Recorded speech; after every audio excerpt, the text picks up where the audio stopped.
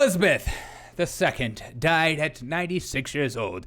The longest reigning monarch in British history has died, and there she is in her beautiful form, gorgeous. Queen Elizabeth, who ascended to British throne at the age of 25 years old, counted Winston Churchill's and former President Reagan as close friends, so you know she's a white supremacist and an evil dictator in a sense, and became the longest reigning monarch in the nation's history when she died. She died at 96 years old, all right? This is, what an incredible life. Should be, good things all around. This isn't like a devastating affair. She lived a beautiful life. The royal family confirmed on the news on Twitter. The Queen died peacefully in her home this afternoon. The King and the Queen consort will remain at Balmoral the evening and will return to London tomorrow. But here's where it gets fun.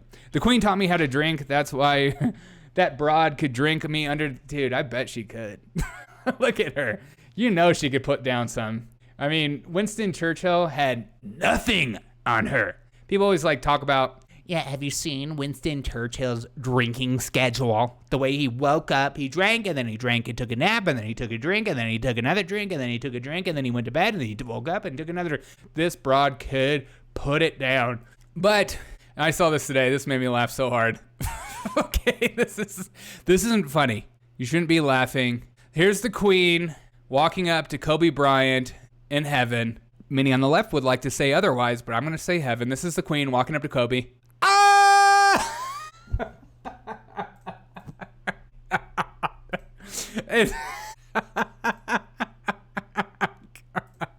I'm sorry. There were so many funny memes about Queen Elizabeth dying that I couldn't help but bring up. But here's people in front of Buckingham Palace singing her name, singing her praises. Here we go. Being glorious, long to reign over us. God save the Queen. Gorgeous. All right, and there's them singing in front. Here's Piers Morgan, a little Piers moment. It's incredible. They're they don't really rule over us, but they sort of do. I can only hope I get a reception like that when I get the crowd. Me too. I want people to sing over me. All right, here's Piers Morgan. Well, this is one of the saddest and most momentous turning points. I want the crowd of tone-deaf tourists to sing over my praise. Are you calling me tone-deaf? Because I was on point. All right, here's Piers. Well, this is one of the saddest and most momentous turning points in the history of the United Kingdom. There's nobody in this country or the world who hasn't lived the majority of their lives under the reign of Queen Elizabeth II. For 70 years, she served this country with astoundingly dedicated duty. I struggle to even imagine a Britain without this Queen. But with great sadness, we now have to imagine it because the moment we've all been dreading has finally come. And tonight, everything changes. Her death is an enormous blow, not just to the British people, but to our national psyche. To people around the world who don't fully understand our deep affinity with this Queen, it's as simple as this. That's me. I don't get it. I genuinely do not get anything about the royal family. I don't know why I'm supposed to care about the royal family. I don't get why I should care about Meghan Markle, about the Prince Harry who walked away from all this, and they're all wokeness. I don't know why I'm supposed to care. I don't even know why I'm supposed to even read about them. But it's just like AOC. I find myself reading about these people that I know I don't care about, but I feel like I'm supposed to care about due to, corporate media's affinity about them. But please, Piers, tell me how to think. Didn't we fight a massive bloody war against the royal family over a tea tax? Yes. Our monarchy and Her Majesty are the very essence of being British. Oh. As Abraham Lincoln, apple pie and the Constitution are to being American, so the royal family is to Great Britain. Whoa. Yeah, but apple pie, I can consume and I can enjoy. More than an institution, it's an identity, it's who we are. It's the Magna Carta, the Palace of Westminster, the Battle of Waterloo. It's Austen, Dickens, Shakespeare, the Beatles. It's crushing the Nazis. It's Churchill and the Blitz spirit. It's Royal Ascot, the Chelsea Flower Show, cricket at Lord's, Wimbledon tennis, football at Wembley. Nothing and nobody has symbolised what it means to be British. Speaking of football at Wembley, I'm a huge soccer fan, and I'm told that they are canceling games for up to 2 weeks over this. Better than Queen Elizabeth. She's always been there. She had an aura of invincibility. When Gerald Ford kicked the bucket, we didn't think of it like death of baseball. I know. That sadly today has been shattered. And now we have to learn as a country to live without her. Whatever your views of the royal family, wherever you live in the world, you will remember this day because it's history unfolding before our eyes. This remarkable little lady was not just our longest serving monarch, she was the second longest reigning monarch in all of history. She appointed 15 British prime ministers. She hosted 13 of the last 14 American presidents. She was our queen for 30% of America's entire history. Think about that. She held more than 100 state visits for the world's leaders. She was the head of state herself in 17 countries. She was the head of the Commonwealth of Nations. And she guided us all through the best of times and the worst of times, through wars, terrorism, pandemics, natural disasters, financial crises. Whatever it was, she was there with dignity, duty, stoicism, and that famous stiff upper lip. Her last act this week was to appoint our new Prime Minister. Remarkably, staggeringly, she was dutiful until the very, very end. Yes. I'm so very glad. And I'm pretty sure the entire British population will remember it like to live without thinking about it, the Queen 24/7. I'm very grateful that we all have had the chance to say thank you at her Platinum Jubilee celebrations this summer. And she was... I saw an article about Prince Harry he didn't get to say goodbye.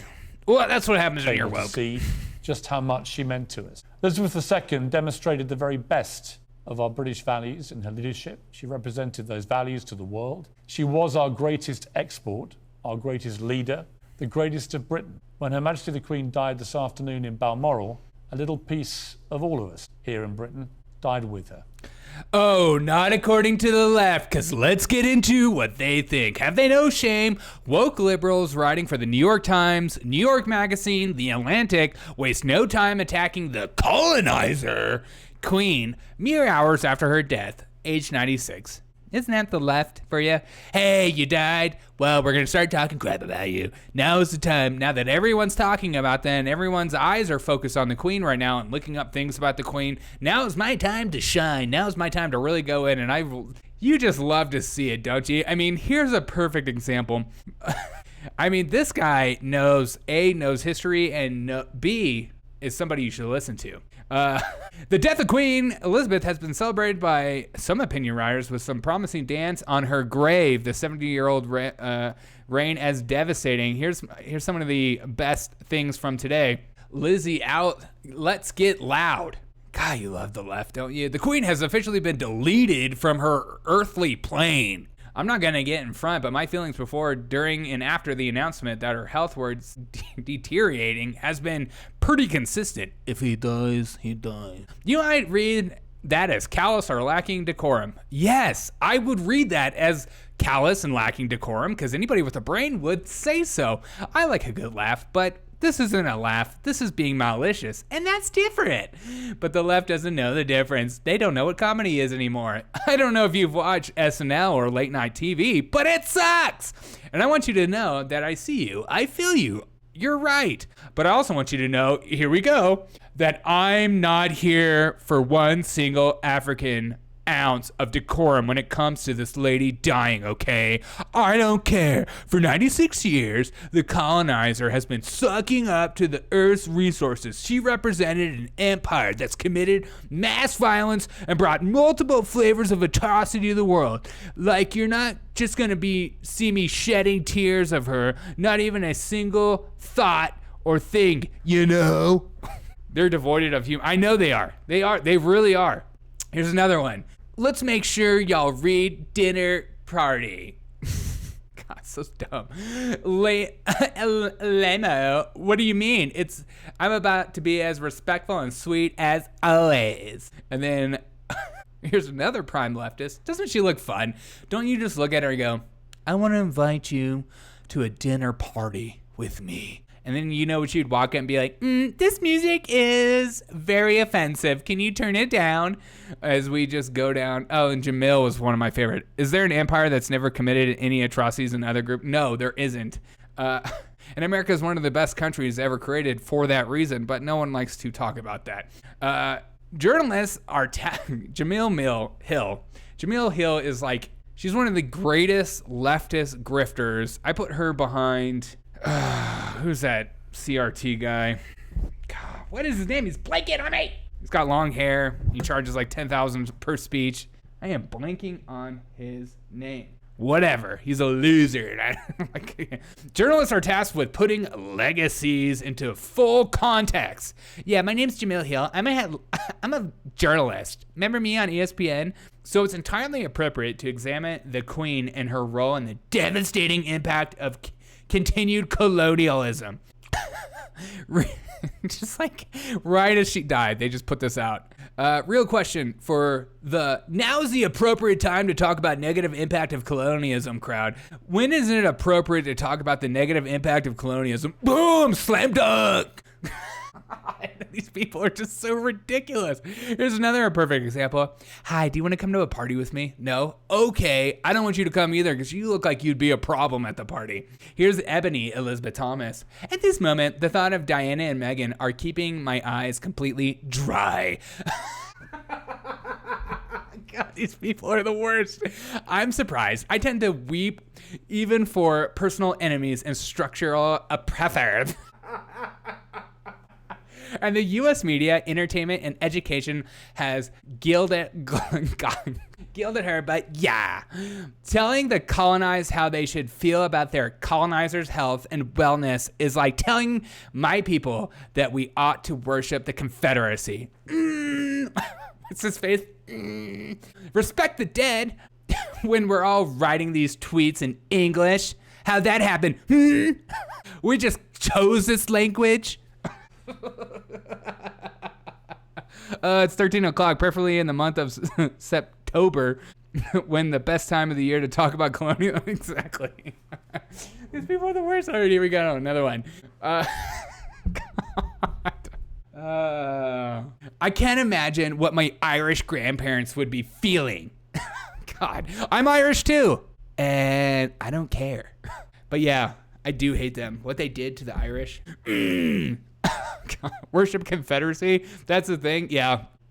You know, as somebody who lived in Charleston, South Carolina, I think about the Confederacy on the daily. God, these people are so silly. The Queen died. The Irish already on it.